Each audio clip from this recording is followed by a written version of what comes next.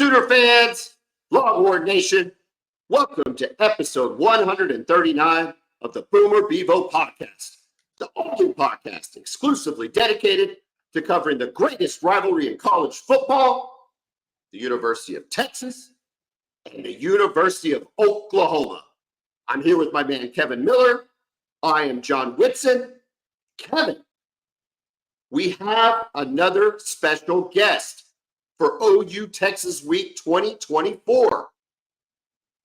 He was on the 1974 and 75 national championship winning team for the Oklahoma Sooners, played for the great Barry Switzer, played at least 2 Red River games. We'll talk about it.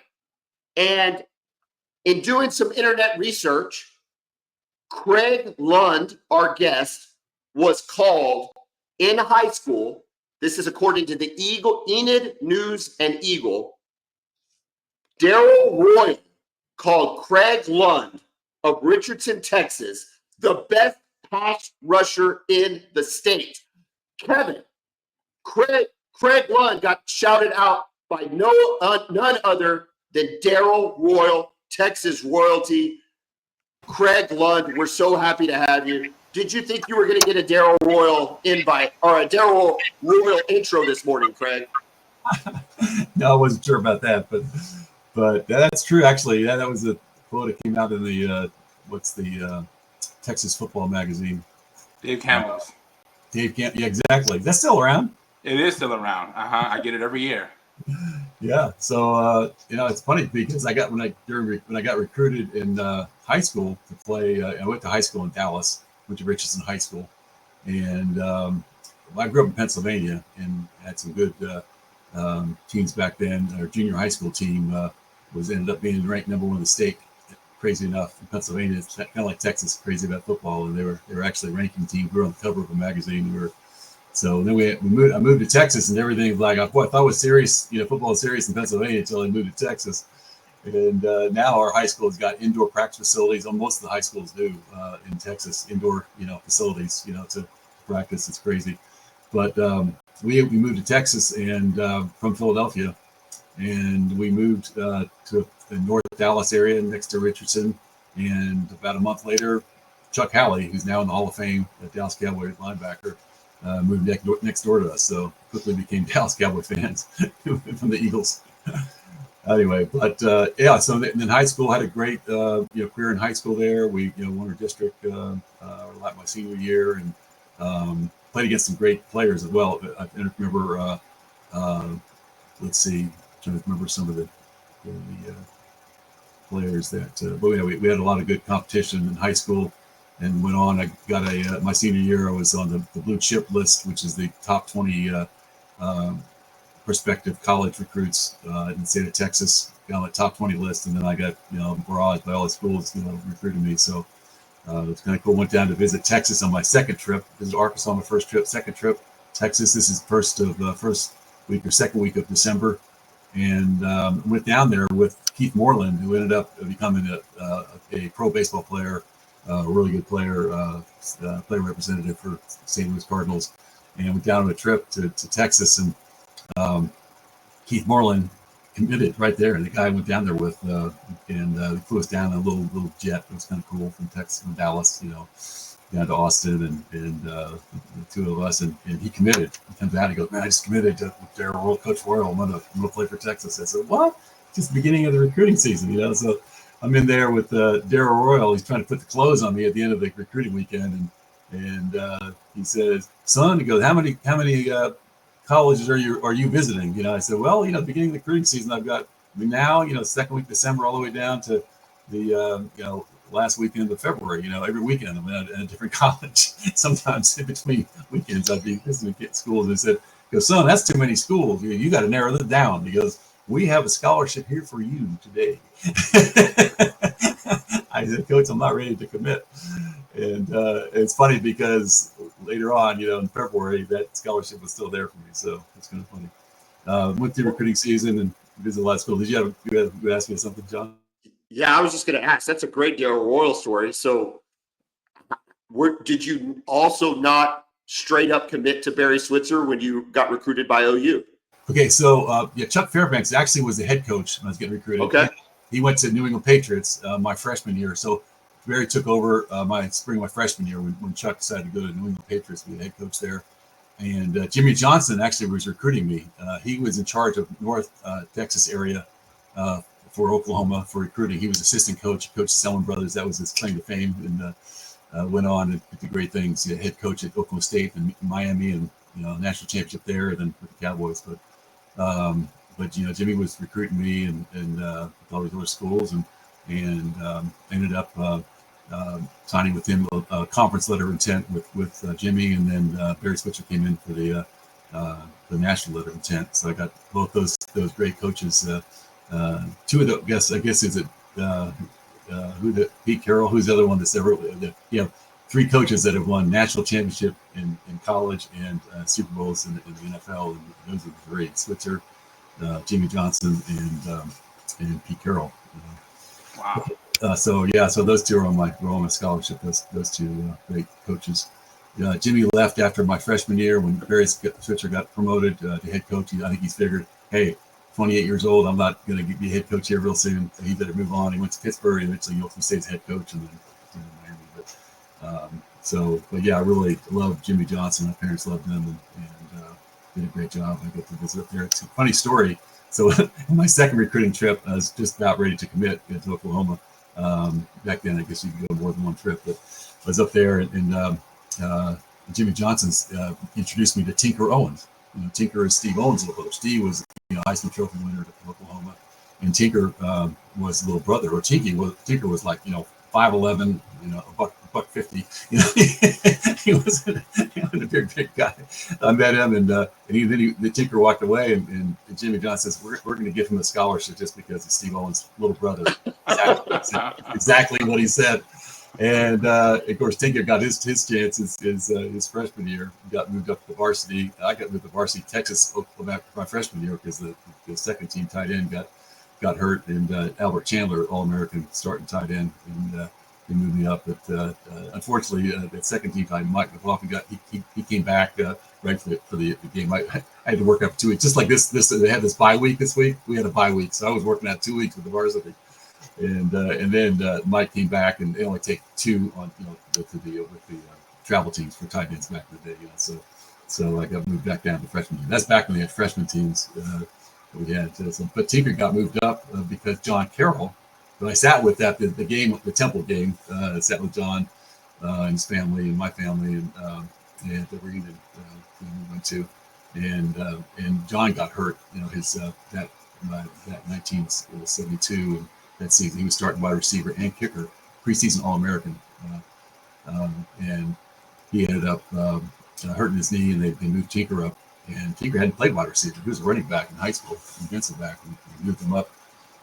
They moved Tinker up, and ended up getting the MVP of the Nebraska game, MVP of the Sugar Bowl, and Wow. Yeah. He did good. Yeah. The little guy that wasn't going to play. Tinker did great. A story about as far as the Texas Oklahoma thing. Of course, it was great going to high school in Dallas. It was a great rivalry, and obviously in the Cotton Bowl, it's an amazing game. And living out in Virginia, we don't get to go back very often, to the Texas Oklahoma game. But I will tell you a funny story about my senior year. So I'm playing tight end, number 84. Greg Roberts was on a freshman on the punt team. He ended up winning the Heisman Trophy. He was roommates later with Billy Sims. Billy Sims wins the Heisman. Greg Roberts the same year wins the Allen Trophy. They're roommates in Oklahoma. A lot of talent there. There's a lot of talent. A lot of talent in one room. Yeah, holy cow. Yeah, and so ended up. So Greg was on the punt team. They put him on the punt team as a freshman, and he wasn't doing well at the beginning of the game. And Barry Switzer, Coach Switzer goes, Lund, he goes, you got to get in there. We're going to give you, when you're in there, 84, but we're going to give you a 64 jersey. We need you to go in there and do punt blocking. We got this young freshman nose guard on the punt return team on Texas. Some guy named Earl Campbell. Literally, he wasn't a starting running back. Back then they didn't. Freshmen were like barely getting a chance to play. They put him as a nose guard. He blocked a couple of punts. So you got to go in and block this nose guard. So literally, so I had to put this in the middle of the game. I put this 64 jersey on. I'm in there blocking. I'm going like, great. I'm a tight end. I mean, I'm not blocking interior lineman, but I'll give it my best shot. And it was a funny story. But basically, one thing but funny was that as a tight end you can move your hand, right? But lineman you couldn't move.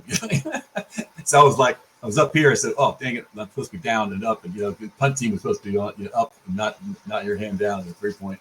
It was just funny. So I got this penalty called against me. In the meantime, Earl Campbell put his fingers right through my face guard, and I started seeing like triple footballs going down the field, and luckily we had to run it again. I'm going like, man, I'm gonna get my eyesight back. It was a funny story.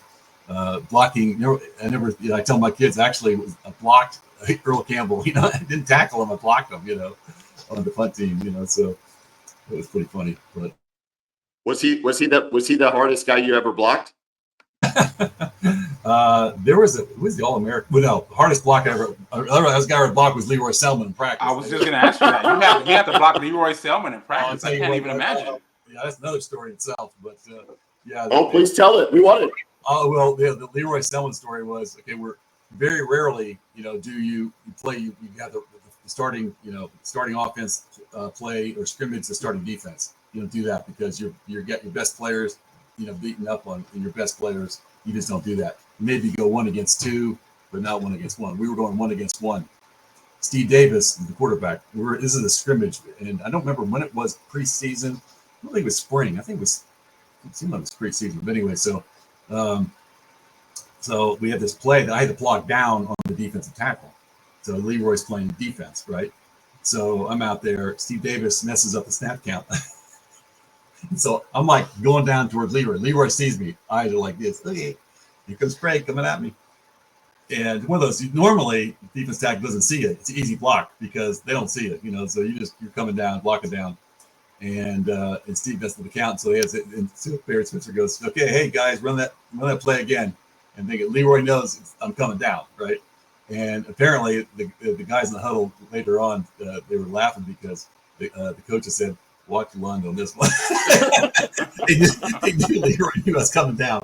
I said, okay, here we go. I'm just going to give it all my all. And all I saw was this red thing flash in front of me and hit me so hard. I went flying back about 5 yards. And the coaches were laughing. Okay, what can I say? I'm sure you weren't happy with the quarterback after that. What's that? I said, I'm sure you weren't happy with the quarterback after that one. No, it was Steve Davis. So what are you gonna do? He's a great quarterback. But Craig, tell us about OU Texas back in the day. Did it have the same feel as it does now? What were you experiencing? The half side crimson, the half side orange. Just walk us through that and how the game's changed, since you were playing. Well, I'll give you. I mean, the noise factor was amazing. So we're walking down, and when Steve Davis, when he was a sophomore, I was redshirt that year. So let's see. So I didn't come down that year, but it's first year he came walking. He was starting quarterback, and he's walking out on the field, and he's telling the story. This is the story. He's walking on the field, and he feels this wet stuff coming down on him, and he goes, "What is going on here?" Beer. Somebody was pouring beer on him. He's walking out of the field, and he was just loud. Yeah, exactly, man. Because Steve Davis, was a licensed, ordained Baptist minister, and when he was in college, not afterwards, but he was in college. So pretty straight guy. The beer, scene wasn't working for him. So, but that was kind of. Funny story that Steve Davis tells, that he got kind of indoctrinated into Oklahoma, Texas games. The noise factor was incredible because every play, no matter what happened, half the stadium was cheering and going crazy, right? So the whole game was loud, and it was hard to hear the snap counts and things like that. But anyway, that's that's one of the things that's going on. But we had 4 great years. We beat Texas every year I was there. My sophomore year, we beat Texas 52-13. That was a big one of the biggest widespread. Almost as bad as they beat us year before last. that game. But I should say Texas beat us 2 years ago. Last year we beat them. That was a good one. But yeah, we had just some great teams. We had 4 years of amazing teams. We beat Nebraska every year. We only lost 2 games in 4 years I was there. My freshman year, we lost to Colorado, who my father played for. My father played for University of Colorado Buffaloes back in the day, a long time ago, during World War II. But he played there, and then we lost that year to Colorado. And then my senior year, we lost to Kansas, and it happened to be one of my best games. I caught a 38-yard pass. Steve Davis threw to me, and we were behind. It was really weird. That was when Nolan Cromwell was a quarterback. Just switched from defensive back, which he ended up being All-Pro with the Los Angeles Rams. Great athlete. They put him at quarterback, and they're running. I think they're running the wishbone. It was our thing, It was, and he's out there. He ran all over the place. That guy was an athlete, and he had a great game. He just caught us. First time we lost since my freshman year. So 3 years later. They beat us, and it was a pretty sad story. I had a great game. I caught a long pass. They tried doing the same thing again. Steve tried to throw it to him again in the end zone. I came from my ankle and blew up my ankle and missed the last 2 games. So that's in the year, so it's not sad. But the team went on, and obviously without me, and won the national championship that year again. So we got to repeat in the national championship. So, but so great at Friends. I'll tell you a funny story, a very funny story. So my senior year, the summer before my senior year, one of my classmates, girl, was getting married to, I think he was University of Texas football player. Marty Akins was there. Marty Akins was a quarterback back in the 70s starting quarterback for Texas. Interesting guy. He won the state shot put championship his senior year. He flew over 60 feet as a quarterback, and he was starting quarterback at Texas in the last couple of years there. Marty Akins, he was my age. So we're standing in line at this reception for this wedding. It was a reception after, there's a wedding and a reception. I'm standing in line, and all my friends are around me, and they all saw Marty Akins. That's right, he was there with one of my classmates. He was dating one of my classmates from high school, and so he was there, and my friends were just cutting up. I got crazy friends in high school. So we're standing there, and they're like, not pointing at him, but laughing at him. It was obvious they were laughing at him, And I'm standing there in the middle of them, and I'm not laughing at him. It's like I want to play against us next year, But my friends were, It looked like I was probably, being a part of it. So nothing happened after that. And the week before we played Texas, my senior year, 1975, article came out.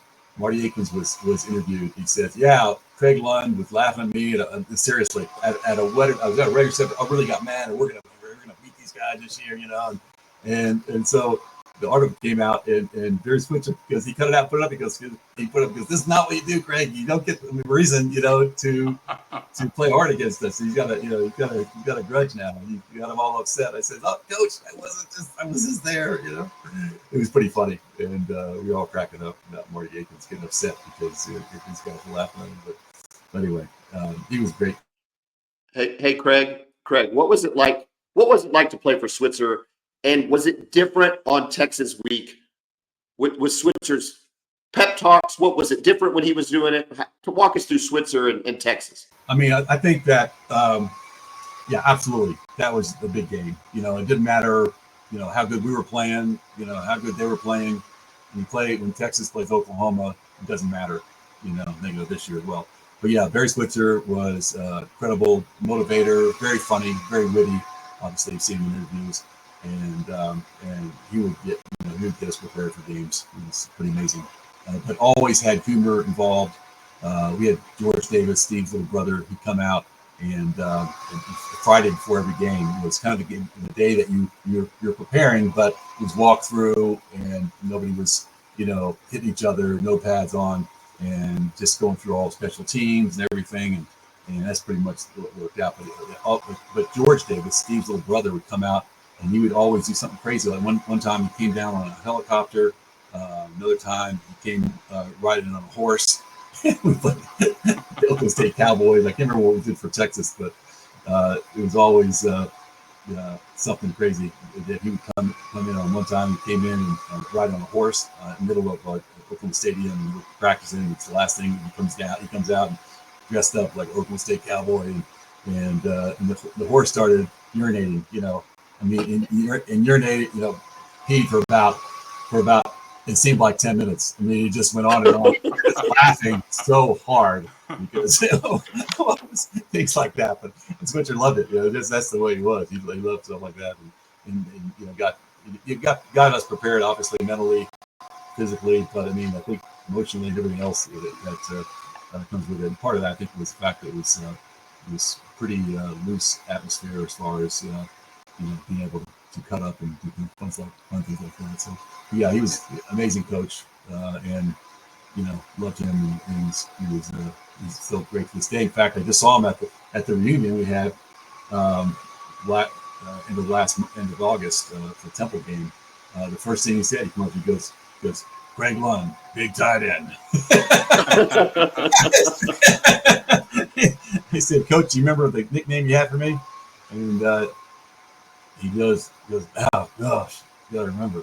Usually he did remember. He'd bring it up when I'd have forgotten, because I said baby steps. Oh, baby steps. He called me baby steps. It was just funny. One of those things, because I used to do a certain technique and chopping my feet and everything. So he called me baby steps. But it's the first thing. Usually that's the first thing he lays on me. The first thing would have been when he met my wife. It says, he's called baby steps. It looks like that 1975 season, you guys were so dominant. It looks like the Texas team was the only one who came within a score every game. Well, yeah, it's exactly. Well, Kansas beat us. That 75 team, Kansas beat us. I mean, that was 74 team I was thinking about. Yeah, 74 team. Well, 73 might have been our best team ever. That was the team we beat them at the time. We beat them 52-13. And we were all blemished on that record on my sophomore year, 1973. Was USC. We played USC, was number one. We were number two. Went out there and played them in the Coliseum. Ready for this? We held USC, which had the three running backs, all three of their I formation running backs, all playing the NFL. Anthony Davis, always amazing. And the quarterback was Pat Hayden, played starting in the NFL. J. McKay, Coach McKay's son. They were loaded, man. I think Anthony Munoz might have been playing back then. They were loaded. USC was loaded. We played it in the Coliseum. We held them to 7 points. Wow. Problem was we only scored 7 game. Our kicker was from California, and he missed 2 easy field goals. Yeah, I'm talking 30-yard field goals in the end to beat them. We ended up tying them, and we had twice as many yards, everything. And the next week they benched the California kicker, and Rick Coulter, I think his name was. But then they promoted Tony DiRienzo from he did redshirted that year. He was a Brazilian kicker. They took Tony out of a red shirt and said, you got to be a kicker. The next game we played Kansas. He kicked a 60-yard field goal, the first field goal he ever attempted at the college. Wow. 60-yarder. Yeah. And we went from straight style kickers, kicking straight to the soccer style, and of course the rest of the world hasn't done it since. So, but anyway, soccer style definitely wants to play. But yeah, that was a great play. But I'm trying to think any good things. Craig, how much do you get to enjoy OU Texas now? Is it a tradition that you get to enjoy, watch with your family? Do they get to hear a lot about your exploits? Walk us through just how you enjoy a weekend like what's about to hit. Yeah, we do. Definitely get together. And I've got a son that lives in Louisiana now, and he gets to actually go to some of these games in person. We're out in Virginia. I don't go to too many, but good son and avid fan, lives in outside of Shreveport, Bossier City. A Sooner? Is he an avid Sooner fan?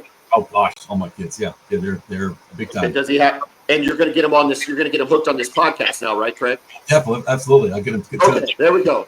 Fantastic. Yeah, that's right. All right, very good. No, yeah. Tell us what. Yeah, keep going. Yeah, so we. Oh yeah, so everybody's big, and in fact, in Texas Oklahoma games is the biggest. I mean, that's just the biggest game. I don't care who we're playing. Now we're with Alabama, and it's SEC and Georgia. It's still going to be Texas. It's going to be Texas every year. It doesn't matter. And it doesn't matter who's got what record. That's the biggest game of the year, Texas game. So, yep, every year. So well, Craig, we've loved having you on, man. We got to get a prediction from you. What do you think's going to happen this week? Do we have enough offense to overcome big bad Texas? Now, Quinn Ewers has decided he's not going to play. He was going to play. Now he's not going to play. Arch Manning's going to start. Do you have your latest on that? What's the Kevin? Last I heard, it was still Quinn, but unless something has happened in the last couple of hours, I haven't heard. Like yesterday, I thought I read somewhere, and but it might have been one of those fake news things. But they're both two great quarterbacks. Obviously, Arch Manning is not going to, maybe he's good or not better than Quinn Ewers. They're both great. So. I think we have a chance. Prediction, I would say Oklahoma wins by 1, but it's going to take, obviously, the defense, which I think their defense has been playing very well this year. If you look at, holding Tennessee to whatever, 25 points, whatever that was, and so I think the fact we beat Auburn, the defense is playing a lot better. Key is going to be containing Texas, and we just got to get things going. We got Michael Hawkins Jr. at quarterback, and he's pretty exciting. So I think we have a shot at beating him. But all things got to be happening really well for us. So the only thing that makes me nervous is you just listed greats like Steve Davis and Leroy Selman, and those guys aren't walking in the door on Saturday. So I'm a little nervous that we don't have those guys. Or little Joe Washington. Joe Washington is the man. So, oh my goodness, yeah. Joe is. Who is your favorite teammate to watch play? Was it Joe Washington? Was it Leroy? Joe Washington, because he was so exciting. In that game against USC, he did a punt return that was just incredible. That he must have run 200 yards, but backwards, sideways, and he's amazing. It's so funny that I'll tell you one in closing. The last fun story at the reunion banquet we just did back in August. Joe did a lot of talking and Coach Switzer, and so Joe and Barry was talking about little Joe, 5'9", 172 pounds, and here he got drafted number 3 in the draft that year. The person, Leroy was number 1, Joe was number 3, I believe, and. We just couldn't believe that, but so he shows a highlight tape, of our senior year, 1975 national championship, and it was Joe Washington. It was like a highlight tape of watching Joe Washington do all the incredible runs he had, and at the end of the video, Barry Switzer got the mic. He goes, put that film together. He goes, little Joe. Joe's just laughing, Craig, I've never had the chance to meet Joe Washington, but I'd gone to a dinner and was just talking with a guy, and he was telling me about how he was playing golf. And I'm like, oh, really? And he's like, yeah, I got to play with Joe Washington. And I was just making a joke. I said, oh, really? Does he wear silver golf shoes? And he's like, no, he really wears silver golf shoes. That's surprising. One thing in closing. So, yeah, we had amazing players, but the coaches we had, you think about Barry Switzer, Chuck Fairbrace being the Patriots head coach, Barry Switzer taking over, Jimmy Johnson coaching there. Mike Shanahan was my receivers coach my senior year. He was assistant to the receivers coach. He was the GA. He was like lowest man on the totem pole, and he came for the reunion. He was there at the 50th reunion at the banquet, and Barry Switzer goes, "Oh, there's Mike Shanahan," So I got to talk afterwards, and it just, he remembers everything. He was an RA in the football dorm my senior year. Mike Shanahan had the RA. Can you imagine being an RA in a football dorm? Not good. This is like the last job you'd ever want to have in your life. All right. Not in a program run by Barry Switzer. No, I can't imagine what it's like. And so Mike was like, and you know what? And we, in the next day, the game, we had banquet the night before the game, in the Temple game, halftime, we had to go out. And Mike Shanahan, there he was. We walked out together talking, and it was just very, very cool. And the boss was there they inducted Dewey Selman into the College Football Hall of Fame. So we had all these. Bob Stoops was there because he's in the Hall of Fame. Bob was down in the field with us. It was great, and The boss was there. Finally, boss, what is the boss doing here? And we finally put out because he's in the College Football Hall of Fame. So all the Sooners that were in the College Football Hall of Fame were there, kind of inducting, Dewey Selman into that. So we got this big photo afterwards, of all this.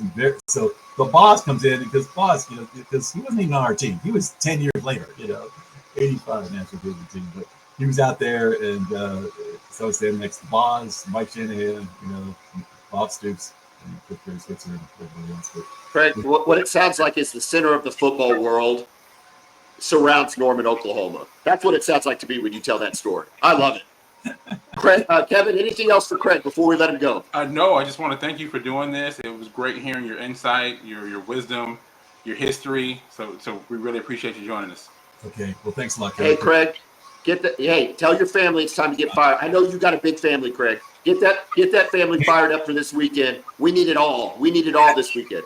We had 13 of our 24 family members there. 4 of my 5 kids, 8 of the 13 grandkids were there. In-laws were there at the Union game against Temple. That was pretty amazing. Great. All over. Those grandkids better be wearing crimson and cream on Saturday, Craig. They will. Don't put those kids in orange and ruin their lives. Nothing orange.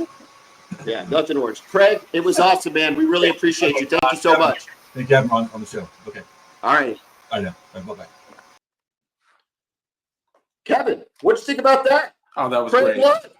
I love hearing those stories, man. Can you imagine having to block Leroy Selman in practice? No, thank you. I'm going to quit the team. The man had to block Earl Campbell in the Red River shootout on a punt team. What? Yeah. That's the best story I've ever heard. Oh, yeah. I love it. Yeah. I want no part of any of that. I got to tell you, that was really, really cool to go back in time. You start listing the names that come through Oklahoma and even the names that come through Texas. You're getting recruited by Darryl Royal, Jimmy Johnson. I mean, listen, I really appreciate that guy coming on. That gets me fired up.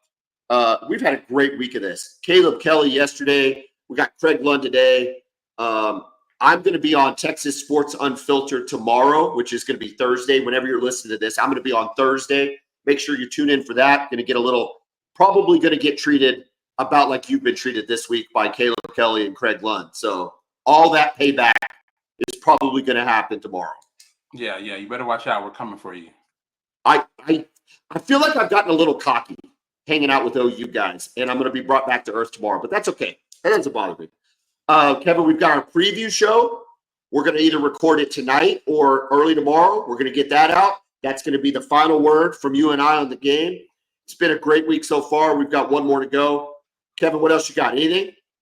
No, man. Just keep watching, keep subscribing, tell your friends, and keep commenting. We'd love to discuss the games with you guys. So, yeah, thanks for the support. Hey, it's been great. Again, big shout out to Craig Lund today, Caleb King Kelly yesterday, and looking forward to our final show before the OU. Did you hear Craig Lund call it the Texas OU game? Did you hear that slip? Hey, he knows what's up. He knows what it is. Mr. Lund. Does he? I think he's been out of the state too long.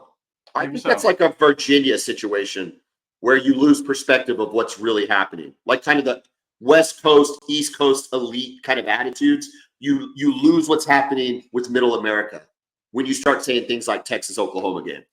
Don't you agree? No. Oh. Maybe from his perspective, being a Sooner, yes. But for me, it's always Texas OU. For any Texas fan, it's Texas OU. It sounded weird. I mean, he had the shirt on, and he had the hat on, and he had all the stories, and he's got a nickname from Barry Switzer. All that is very legitimate. But then when he's called it the Texas-Oklahoma game, I just wanted to hold my head in my hands. So, I mean, other than that, Craig, he had to block Leroy Selman in practice and still stayed on the team. I think he's pretty loyal.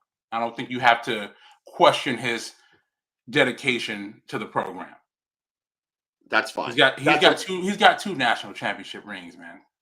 That's a reasonable assessment, except he did call it Texas Oklahoma. That being said, if Leroy Selman blocked me at any point in my life, in my peak physical form, or at any other point in my life, I'm dead. Yes, me too. My God. What are we talking about? If Earl Campbell comes across at me at any point in my life, I'm dead, Kevin. Like, They're literally scraping me up off the ground, and it's like, put the next guy in.